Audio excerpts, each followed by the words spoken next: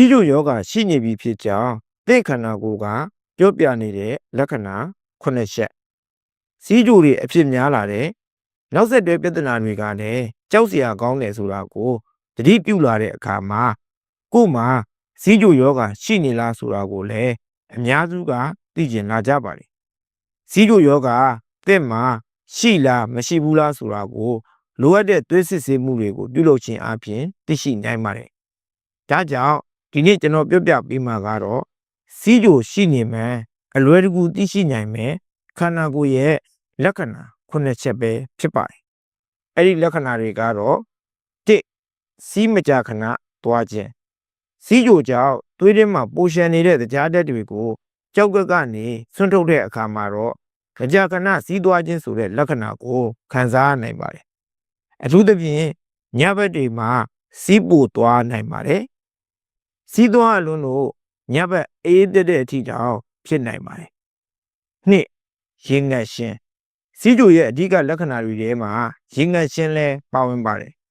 မကြာခဏစီးသွားခြင်းကြောင့်ခန္ဓာကိုယ်အတွင်းရေတဲ့ခန်းရှောက်မှုကိုဖြစ်စေပြီးတော့ရေစာခြင်းကိုဖြစ်စေနိုင်ပါတယ်အဲ့ဒီအချိန်မှာရေစာတလောက်ရေပြန်တောက်ပေမဲ့လည်းမတင်းတိမ်တဲ့ခံစားချက်တွေကိုခံစားနိုင်ပါတယ်၃စားလောင်မှုသိရှင်ပုံမှန်အားဖြင့်နေ့စဉ်စားလိုက်တဲ့အစာအစာကိုခန္ဓာကိုယ်ကနေတရားဓာတ်အဖြစ်ကူးပြောင်းပြီးတော့ဒီတရားဓာတ်ကိုခန္ဓာကိုယ်ရဲ့ဆဲတွေကစွမ်းရည်အဖြစ်နဲ့ပြန်လည်ပြီးတော့အသုံးချလေးရှိပါတယ်။စီးကျိုရှိနေတဲ့သူတွေမှာတော့ဆဲတွေကတရားဓာတ်ကိုမှန်ကန်စွာအသုံးမပြုဖြစ်တာကြောင့်လုံလောက်တဲ့စွမ်းရည်ကိုမရရှိနိုင်ပါဘူး။ဒီအချိန်မှာမကြာခဏစားလောင်တဲ့ဝေဒနာကိုခံစားနိုင်ပါတယ်။၄ပင်ပန်းနွမ်းနေခြင်းစီးကျိုရဲ့ခန္ဓာကိုယ်တွင်းဇီဝဖြစ်စဉ်ပြောင်းလဲမှုတွေဟာမကြာခဏစားလောင်မယ်စီးသွားမယ်ရေငတ်ခြင်းအပါအဝင်ရေတဲ့ခန်းချောင်းမှုတွေဖြစ်မယ်ဒါပြင်လုံလောက်တဲ့စွမ်းရည်ကိုလည်းမရရှိနိုင်ပါဘူးဒီအချိန်မှာပင်ပန်းနွမ်းနေပြီးတော့တိတိတသာနှုံးချိတဲ့ဝေဒနာကိုခံစားရမှာပဲဖြစ်ပါတယ်၅ခန္ဓာကိုယ်အလေးချိန်ကြာခြင်းစီးကျိုကြောင့်ခန္ဓာကိုယ်ရဲ့သွေးရင်းတရားဓာတ်တွေမြင့်တက်လာမယ်။တရားဓာတ်တွေကိုဆဲတွေကအသုံးချခြင်းမရှိတော့စွမ်းအင်တွေလိုအပ်လာပါမယ်။ဒီအချိန်မှာလိုအပ်တဲ့စွမ်းအင်တွေကိုကြွက်သားနဲ့တိုးလောင်ထားတဲ့အစီတွေကနေပြီးတော့ယူပြီးတော့သုံးဆွဲရမှာဖြစ်ပါတယ်။အဲဒီတော့ရလတ်အနေနဲ့ခန္ဓာကိုယ်မှာတိတိတသာအလေးချိန်ကြီးကျလာတာပိန်လာတာတွေဖြစ်လာပါပဲ။၆အမြင်အာရုံဝေဝါးခြင်းစီးကျိုကြောင့်သွေးရင်းကြားတဲ့မြင့်တက်လာတဲ့အခါမှာမျက်စိမှာရှိတဲ့သွေးကြောလေးတွေကိုထိခိုက်ပျက်စီးစေနိုင်ပြီးတော့မျက်စိအမြင်ဝေဝါးတာတွေတွေ့ကြုံရနိုင်ပါတယ်တကယ်လို့အချိန်မီမကုသဘူးစီးကျိုကိုလည်းထိန်းချုပ်နိုင်ခြင်းမရှိဘူးဆိုရင်တော့နောက်ဆက်တွဲအနေနဲ့ပြင်းထန်တဲ့လက္ခဏာတွေအပါအဝင်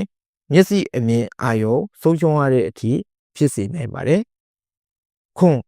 အနာကျက်နှိမ့်ခြင်းစီးကျိုယောဂခံစားရခြင်းကြောင့်သွေးရင်းတရားတဲ့မြင့်တက်ခြင်းကအာယုံကြောနဲ့သွေးကြောတွေကိုထိခိုက်စေနိုင်တဲ့အပြင်သွေးလက်ပတ်မှုကိုလည်းကျဆင်းစေနိုင်ပါတယ်သွေးလက်ပတ်မှုလျော့နေခြင်းကြောင့်လုံလောက်တဲ့အာဟာရနဲ့အောက်ဆီဂျင်စီးဆင်းမှုတွေမရှိတဲ့အခါမှာပုံမှန်တဲ့အနာကျက်နှေးတာတွေဖြစ်စေနိုင်ပါတယ်အခုပြောတဲ့လက္ခဏာတွေကိုသင်ခံစားနေရပြီဆိုရင်သင်မှာစီးကျိုယောဂရှိနေပြီဆိုတာတေချာတလောက်ပဲဖြစ်ပါတယ်ပို့ပြီးတော့တိကျတေချာစေဖို့အတွက်ဆိုရင်တော့လိုအပ်တဲ့ကျန်းမာရေးစစ်ဆေးမှုတွေကိုဆရာဝန်ညွှန်ကြားချက်အတိုင်းပြုလုပ်ရမှာဖြစ်ပြီးတော့စီးကျိုကိုအရှိန်မီထိန်းချုပ်ကုသမှာပဲဖြစ်ပါတယ်စီးကျိုယောဂဟာနောက်ဆက်တွဲဆိုးကျိုးတွေပြင်းထန်နေဆိုပေမဲ့လည်း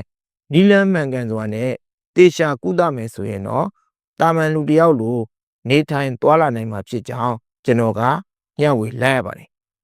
ဒါကတော့စီးကျိုယောဂရှိနေမယ်အလွယ်တကူသိရှိနိုင်မယ်ခန္ဓာကိုယ်ရဲ့ယောဂလက္ခဏာ9ချက်နဲ့ပတ်သက်ပြီးတော့ကျွန်တော်ကပြောပြပေးသွားတာပဲဖြစ်ပါတယ်ဒီကြောင်းအနေနဲ့ပတ်သက်ပြီးသိကျင်တဲ့အချက်တွေရှိသေးတယ်ဆိုလို့ရှိရင်လည်းကွန်မန့်မှာမေးခဲ့လို့ရပါတယ်အားလုံးကိုကျေးဇူးတင်ပါတယ်ခင်ဗျာ